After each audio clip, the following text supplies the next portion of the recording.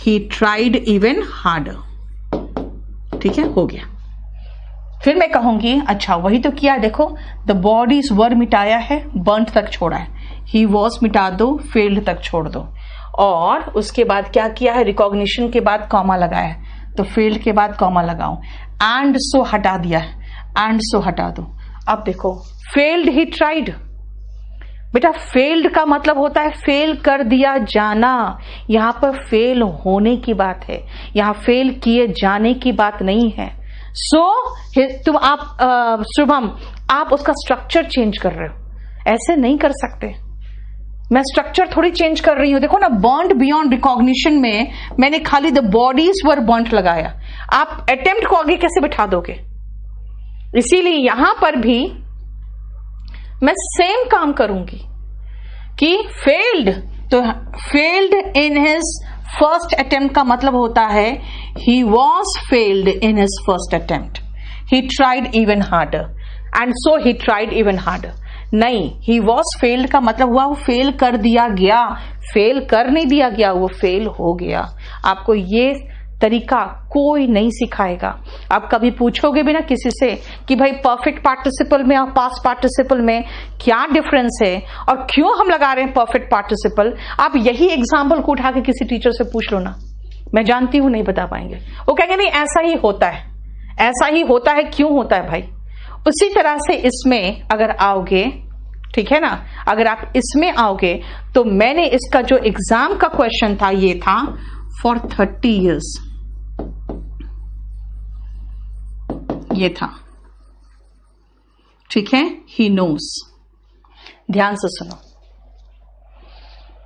Having been an employ of the postal department for 30 years, एक चीज और है, परफेक्ट पार्टिसिपल क्या एक्स्ट्रा जरूर पढ़ाओगे? नहीं राखी, आप इंग्लिश एड क्यों लोगे? मुझे पैसा देना चाहते तो दे दो मुझे, अच्छी बात है। मैं एक्स्ट्रा क्या आपको वही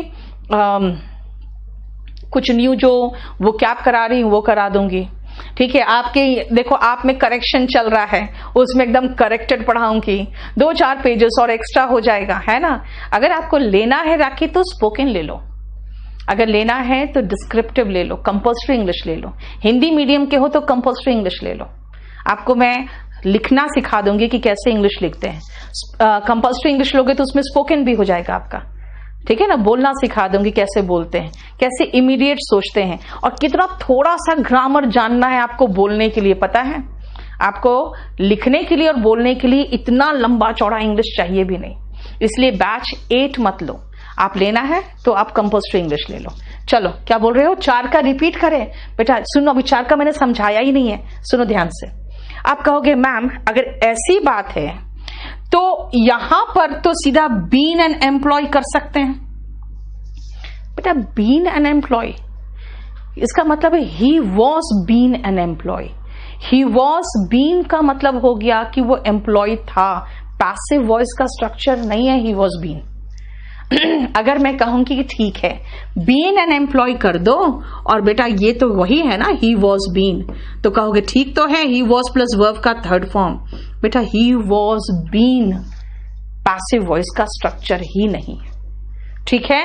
और यहां जब 30 years लगाओगे ना तो इसका मतलब एक अवधि भी दिखा रही हूं मैं, एक अवधि भी दिखा रही हूं, ठीक है। स्पोकन बेटा अभी तो शुरू किया है मैंने, अभी तो 3-4 क्लासेस ही हुआ है।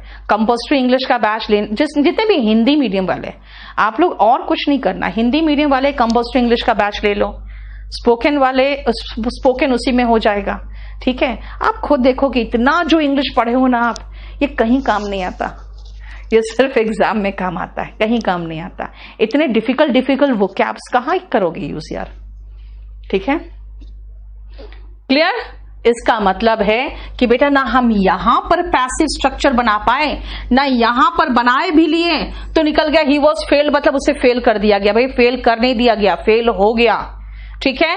इसीलिए हाँ तुम तो कह ही रहे हो मनीष, यही तो मैं ही कह रही हूं कि वॉज के साथ वर्ब का थर्ड फॉर्म तो आ गया, पैसिव वॉइस तो हो गया।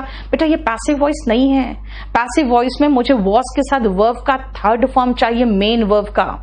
I was taught I was taken, I was helped, I was retained. इसका मतलब कुछ भी वर्ब का थर्ड फॉर्म। बीन कौन सा थर्ड फॉर्म है यार, किस चीज का थर्ड फॉर्म है ये? बी का मतलब होना होता है, ठीक है। इसीलिए ध्यान रखो, ये आपका स्ट्रक्चर गलत हो जाएगा अगर पैसिव वॉइस बनाने की कोशिश करोगे। ही वॉज बीन क्या? He was been taken to the postal department, he was been absorbed in the postal department. कुछ तो बोलोगे ना, क्लियर?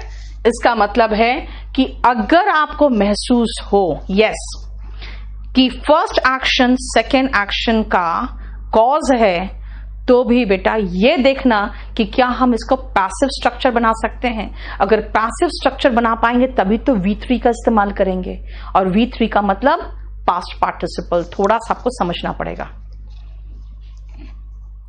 अंकित जानते हो बेटा, अभी विजुअल वाला जो वोकैब है ना, उसको थोड़ा सा रुकना पड़ा है। अभी आपका ये 3-4 चैप्टर खत्म हो जाए ना मेरा टाइपिंग का, फिर आपका बहुत सारा काम निकल जाएगा मेरा। फिर रोज रोज का जो झंझट है ना, क्लास में आने से पहले हाय हाय मचा रहता है कि अभी निकालो, कहाँ से बना रहे हैं, तुरंत प्रूफ रीडिंग कर रही हूँ, तुरंत लेके आ रही हूँ, वो सब खत्म हो जाएगा। फिर आपका अच्छे से बना दूंगी मैं। अब देखो, इतना समझाने के बाद जो क्वेश्चन आता है ना, वो आपको बता देगा यार कुछ भी नहीं है। हैविंग ब्रोकन डाउन, कौन? ड्राइवर ब्रोकन डाउन था क्या? नहीं, कार ब्रोकन डाउन था। तो यहां लिखो the car having broken down, हो गया। ये तो ज्यादा आसान आता है यार। Having deprived of the houses in the recent earthquake. Deprive का मतलब क्या होता है? डिप्राइव का मतलब होता है वंचित करना, वंचित करना। अभी बता रही, रुक जाओ। वंचित करना बेटा, ये लोग वंचित किए नहीं है। ये जो सब्जेक्ट आ रहा है वो वंचित किए नहीं है, ये वंचित किसी को किए नहीं है, वंचित हुए हैं। क्या? वंचित किसी को किए नहीं है, वंचित हुए हैं। अनिल फिर क्लासेस कर लो बेटा, अगर मिस हुआ है तो फिर प्रॉपर तरीके से करो। तो हमें पैसिव वॉइस चाहिए।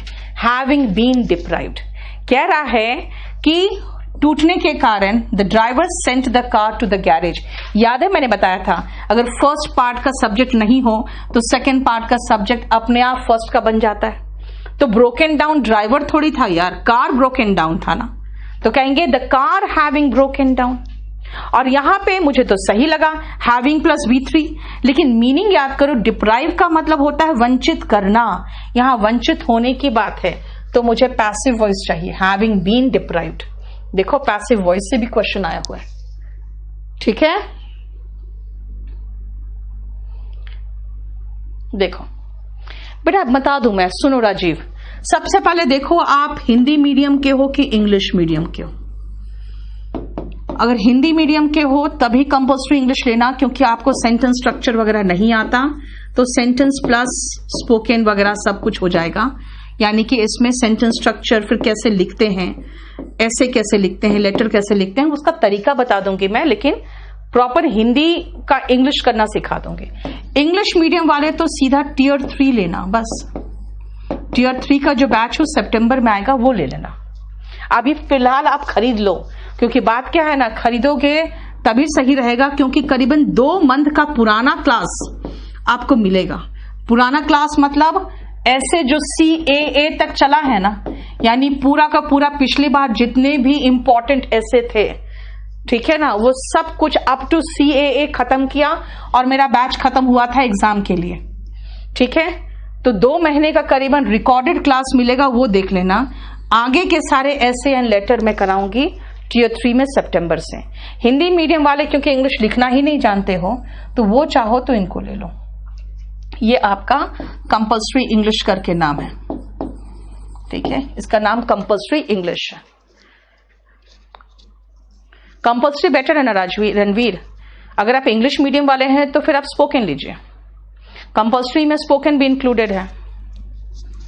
प्रैक्टिस के लिए 50 क्वेश्चन पेपर्स वाला बैच है ना शुभम, 2017-18 डिस्कस कर चुके हैं, उसमें 16 करने वाले हैं। प्री का लेना है तो प्री का ले लो, उसका अलग है 50 क्वेश्चन पेपर का, ठीक है। अब आओ नेक्स्ट 7, हैविंग मच, देखो क्या है, much harassed by he left the hostel. ये लड़के ने हैरास किया नहीं यार, इसका हैरासमेंट हुआ है। हैरास का मतलब होता है प्रताड़ित करना। अब यहां पर ये लड़का प्रताड़ित किया नहीं है, ये प्रताड़ित हुआ है, यानी हमें पैसिव वॉइस चाहिए। अब हमें पता है कि परफेक्ट का पास्ट पार्टिसिपल का V3 है।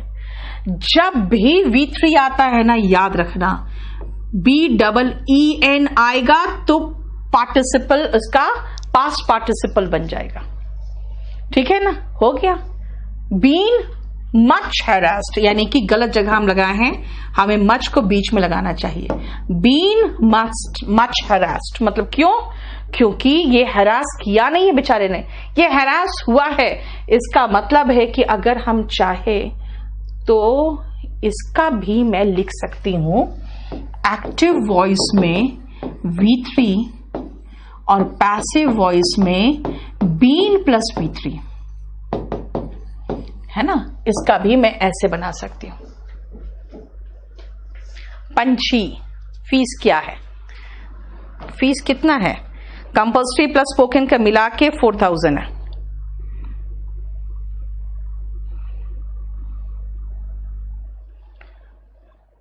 और टीयर 3 का तो पता नहीं पिछले साल क्या था, उतना याद नहीं टीयर 3 का मुझे।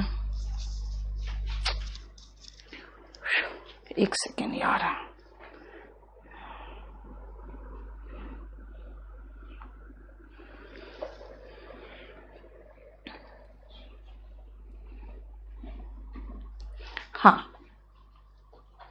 हाँ पार्टिसिपल कंफ्यूजिंग है बेटा, इतना आसान नहीं है।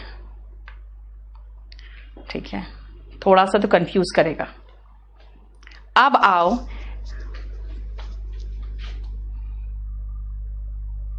हैविंग जस्ट, हैविंग के बाद तो ठीक है, टेकिंग तो होता ही नहीं, टेकन होता है। हैविंग के साथ हमेशा V3 आता है। Having just taken a heavy lunch, ठीक है।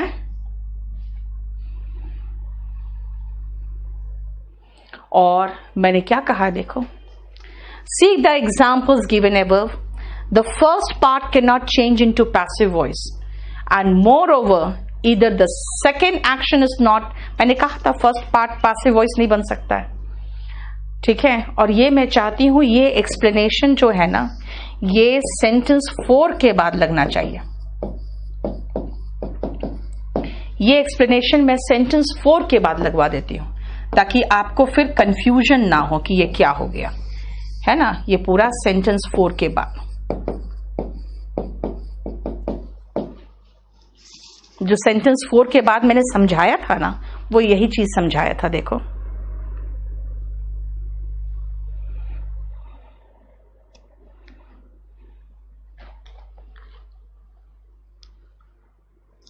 मैम क्या है टीयर 3 वाला बैच?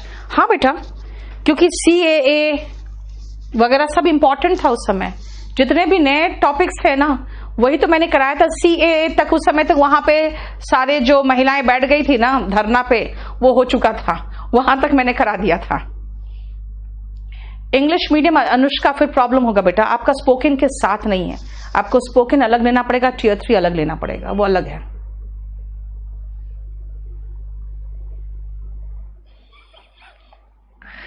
HR क्या लिखे हो यार, इतना कुछ थोड़ी होता है कॉम्बो, मुझे क्या पता ऐसे ही कॉम्बो चाहिए तुम लोग को, spoken plus compulsory plus descriptive, मुझे क्या पता। चलो अब मुझे, अब जॉइन दाहिने तरफ बिल्कुल आंसर्स मत देखना, बिल्कुल मत देखना, ठीक है, बनाने की कोशिश करो बेटा। हैरास का मतलब होता है हैरास करना, मैंने कहा हैरास करना नहीं, हैरास होना, ठीक है ना। तो इसीलिए मैंने हैरास के साथ V3 लगाया। मच आ रहा था इसीलिए सॉरी बीन लगाया, बीन पहले लगा दिया, क्योंकि पैसिव वॉइस में क्या है, करना नहीं होने की बात होती है।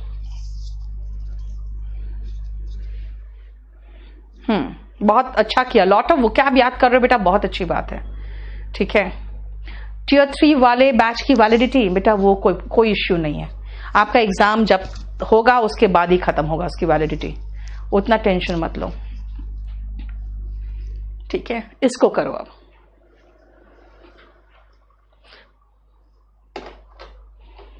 एक बार इसको रीड करना घर में, क्योंकि इसको जरूरत पड़ेगी आपको अच्छे से एक बार रिवीजन की। मनीष, जानते हो बेटा, हर चैप्टर में दूसरा चैप्टर घुसा हुआ है। कई बार बच्चे कहते हैं मैडम ये चैप्टर पढ़े होते ना तो ये समझ में आ जाता।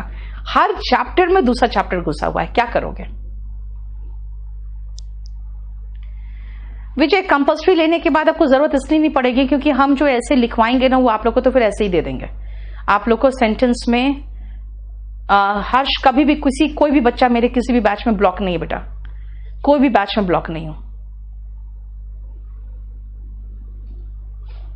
योगेश, तुम लोग इतने बदमाश हो ना, परसों मेरा डेमो चल रहा था रात को 10 बजे 10 बजे यूट्यूब में डेमो था और बच्चा उसमें कोई एक लड़का पहुंच के यूट्यूब के इसमें कमेंट कर रहा है कि हमारे बैच में ना एक पंछी भी है मुझे उसमें हंसी आ गई, मैंने अपने आप को रोका। हमारे बैच में पंछी भी है। शुभम, जरूरी नहीं बेटा, जरूरी नहीं। वॉल्यूम 1 वॉल्यूम 2 और सिमेंटिक सफिशिएंट है, जरूरी नहीं कहीं से करना। अब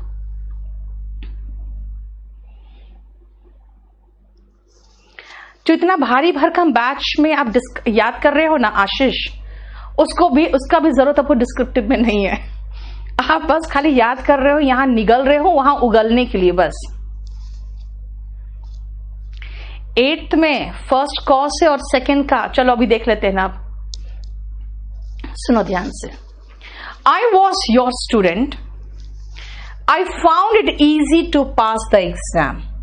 बेटा इसको आप पैसिव वॉइस में तो बना ही नहीं सकते हो, है ना। I found it easy to pass the exam, ठीक है, हम यहां कॉमा लगा के लगा सकते हैं, लेकिन आई का यहां पे पैसिव वॉइस बन ही नहीं सकता है, इसलिए बनेगा having been your student. Having plus verb का थर्ड फॉर्म, होना का third form been, having been your student. उसी तरह से यहां पर अलग सब्जेक्ट है, यहां पे अलग सब्जेक्ट है, इसीलिए इसको इस्तेमाल करके हम पैसिव वॉइस तो बना ही नहीं सकते। फिर क्या करें भाई, दोनों का जब अलग सब्जेक्ट होना तब यहां पे बीच में हैविंग लगाना, और राइस रोज राइजन होता है, third form is risen. The sun having risen, ठीक है, the sun having risen. Swati कर रही है, स्वाति कह रही है रसोड़े में पंछी थी। भगवान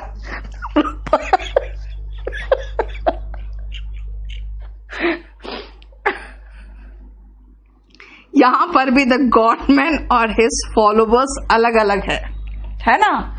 तो फिर द गॉडमैन अलग अलग सब्जेक्ट होता है ना, जोड़ना है तो हैविंग हो गया having.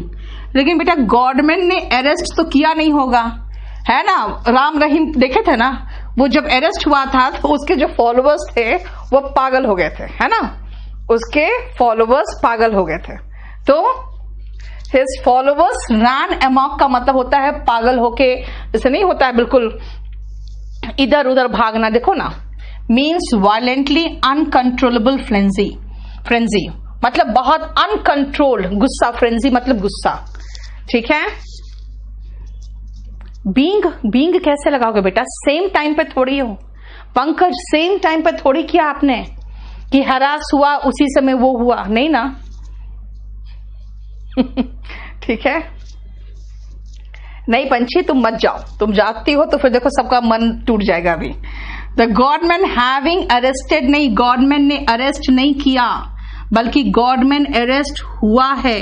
The godman having been arrested, है ना, क्लियर। पैसिव वॉइस देखो मैंने पासपोर्ट खो दिया, भाई इसका पैसिव वॉइस तो यहां से तो शुरू नहीं हो सकता आई लगा के, तो मैं क्या कहूं, having lost my passport.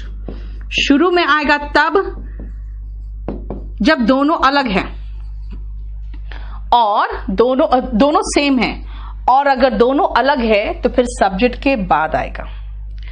Mayawati was trained by a past master, she became a seasoned मतलब होता है मंझा हुआ, है ना। अब देखो शी का मतलब तो मायावती ही तो है, मायावती को मैं यहां उतार दूं, हो गया। अब मायावती वॉज ट्रेन्ड, अरे पूरा पैसिव वॉइस है, वॉज प्लस वर्ब का थर्ड फॉर्म, आराम से अब मेरा खत्म मामला, यहां से हटा दिया मैंने। Trained by a past master, past master मतलब मंझा हुआ खिलाड़ी, है ना। Mayawati became a seasoned politician, यहां पे आखिरी में पैसिव वॉइस बना पाए, ठीक है। हाँ, ऑकल्ट तो बेटा जो थोड़ा बहुत वो करता है ना, क्या कहते हैं, जो इलाज वगैरह ऐसे ही करता है बिना किसी ट्रेनिंग का, वो। गॉडमैन तो हो गया जैसे ये राम रहीम टाइप के लोग, ठीक है। देखो जरा ध्यान से, राहुल कुछ दिन पहले आप कुछ और भी पढ़ाने की बात कर रहे थे, उस समय शायद आप आर्टिकल पढ़ाने की बात कर रहे थे, इसलिए टेंशन मत लो, सब में कोई ना कोई दूसरा चैप्टर आएगा। देखो ध्यान से, बोलो। जहां पे पैसिव का स्ट्रक्चर था ना बेटा, बस वहीं पर हम पास्ट पार्टिसिपल लगा सके,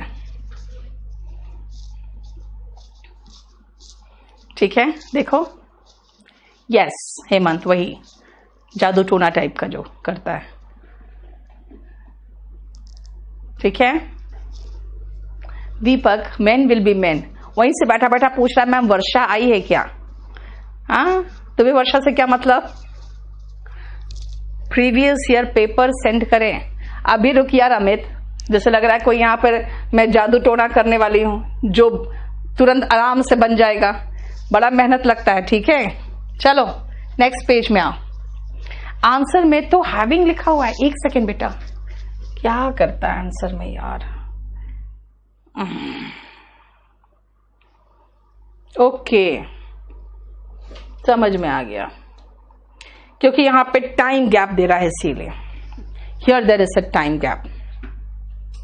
ऐसे भी तो चलता, trained by a past master, चलता ये तो दोनों चलेगा, क्योंकि यहां पे क्या कर रहा है ना, यहां पे टाइम गैप दिखा रहा है कि भाई बहुत दिनों तक ट्रेनिंग हुई, उसके बाद पास्ट मास्टर बन गई। चलो डजंट मैटर, चलो नेक्स्ट आ जाओ।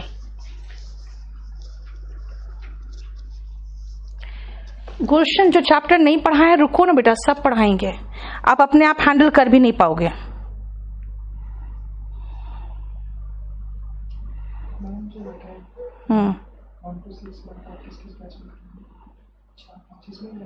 एक सेकेंड, 2 3 3 कहाँ गया? 3 4, ठीक है।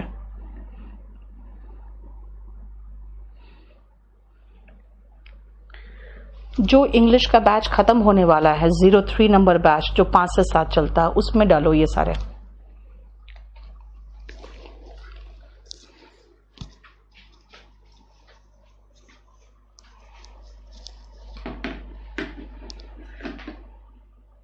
Thank you JP. Compulsory English का ड्यूरेशन बेटा 3 महीना है, 6 दिन क्लास चलेगा।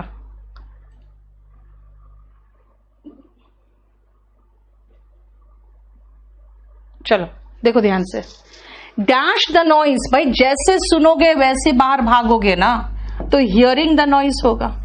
जैसे सुना वैसे बाहर भागे।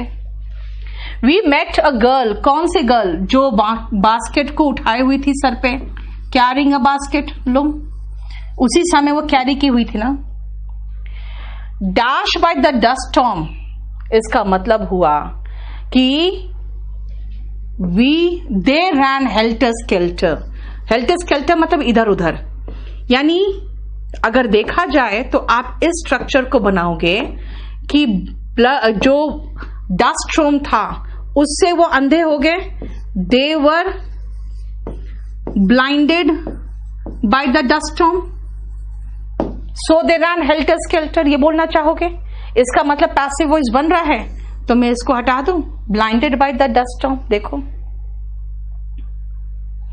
अब यहां पे हाई एंड ड्राई इस लड़की को छोड़ दिया गया, ठीक है ना। She didn't know what to do.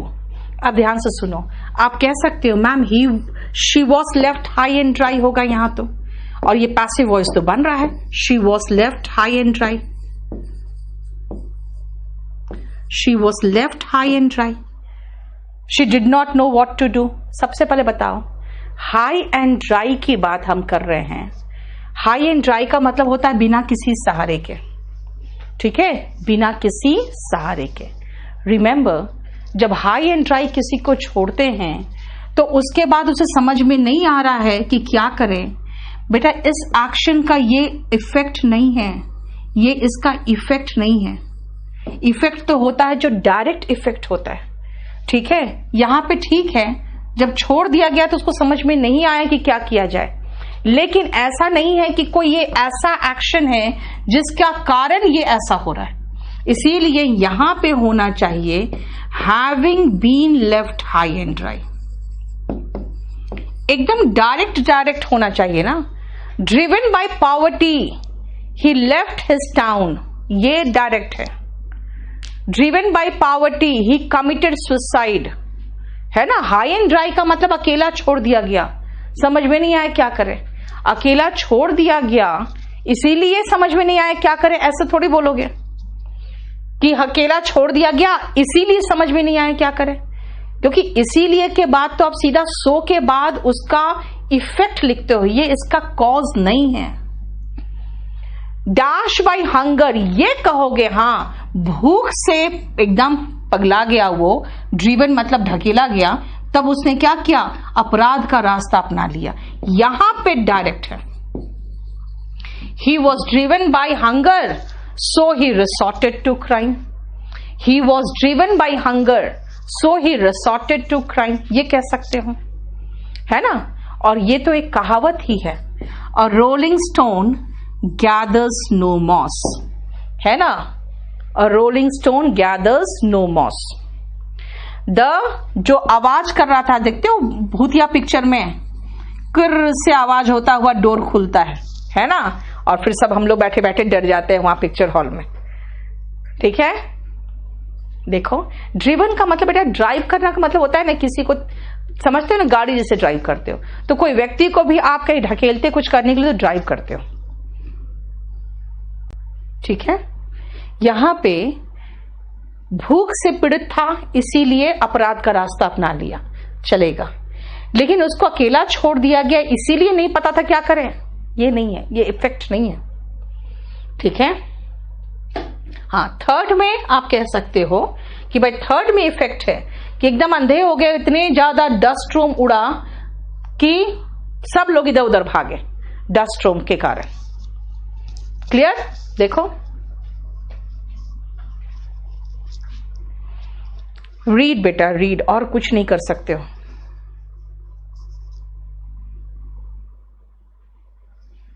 Having been blinded, देखो बात क्या है ना, कुछ कुछ सेंटेंसेस में परफेक्ट और वो दोनों चल जाता है, ऐसा कोई प्रॉब्लम नहीं, लो खत्म, ठीक है। अब इसका एक्सरसाइज तो मैं आपको पूरा दे दूंगी, लेकिन जानते हो एक्सरसाइज में क्वेश्चंस इसी लेवल का आएगा। आपको एक्सरसाइज जब करोगे ना तो आपको बहुत आसान लगेगा।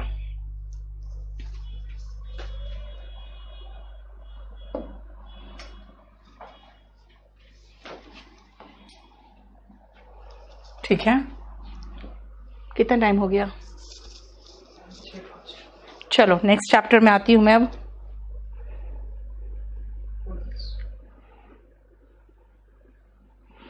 सुनो ना मेरी बात, फर्स्ट बैच में क्या क्या दे चुके हैं हम? वर्ब दे चुके हैं, वर्ब टेंस वगैरह सब दिए हुए हैं ना। जो फाइनल वाला लोड किए हैं, लास्ट वाला पोर्शन, लास्ट वाला बैच 6 और 7 में, याद है ना? हाँ, एक काम करो, बैच 6 और 7 में जितना कुछ लोडेड है ना, सब 3 नंबर बैच में लोड करवा दो। बोलो एक काम करो, कुछ भी नहीं, 6 नंबर में जितना लोडेड है सब 3 में लोड कर दे, 2 और 3 में। 6 में जितना लोडेड है सब 2 और 3 में लोड कर दे।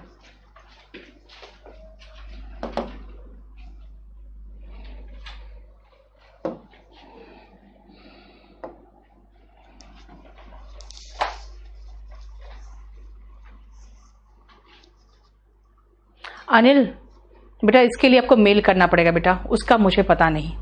Rolling stone gathers no moss का मतलब बेटा ये होता है कि जो स्टोन होता है ना, जो रोल करता रहता है, उसमें काई नहीं लगता है। इसे कहते हैं ना, जो साधु सन्यासी क्यों विचरते रहते हैं, क्योंकि कहीं एक जगह टिकते हैं ना, वो तो मोह माया में फंस जाते हैं।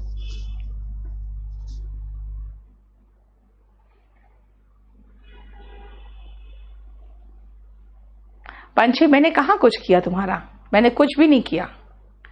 कॉन्टिन्यूअस इन्फिनिटिव, क्या बात कर रहे हो यार।